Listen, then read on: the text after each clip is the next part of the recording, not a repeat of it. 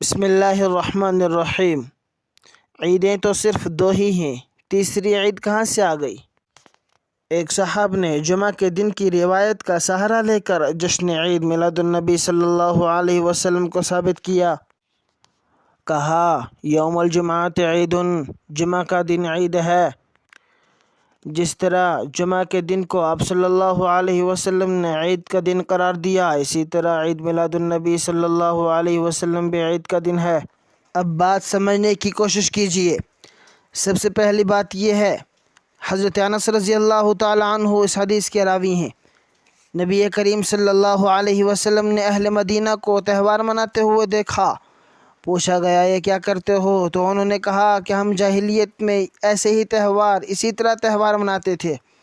آپ صلی اللہ علیہ وسلم نے ارشاد فرمایا، ان اللہ قد ابدلکم بہما خیرا منہما یوم الاضحی و یوم الفطر، یعنی اللہ تعالیٰ نے تمہارے لیے ان تہواروں کے بدلے ان سے بہتر دو دن تمہارے لیے مقرر کر دیے ہیں، ایک عید الاضحیٰ اور ایک عید الفطر۔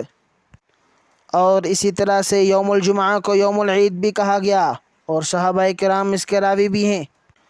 اب یہاں ایک سوال اٹھتا ہے، کیا جشن عید میلاد النبی آپ صلی اللہ علیہ وسلم نے اپنے صحابہ کرام کو منانے کا حکم دیا تھا؟ اب یہاں احادیث کے اوراق کو پلٹتے ہیں، بخاری اور سیاستہ کی کتابوں کو پلٹتے ہیں، ان کے اوراق کو پلٹتے ہیں، یہاں کوئی بھی روایت اس تعلق سے نہیں ملتی، اور نہ ہی صحابہ کرام رضوان اللہ تعالی علیہم اجمعین کا عمل اس تعلق سے ظاہر ہوا۔ اب یہ بات بھی آپ دھیان سے سماعت کیجئے۔ نبی کریم صلی اللہ علیہ وسلم سے صحابہ کرام نے پیر کے دن روزہ رکھنے کے بارے میں دریافت کیا۔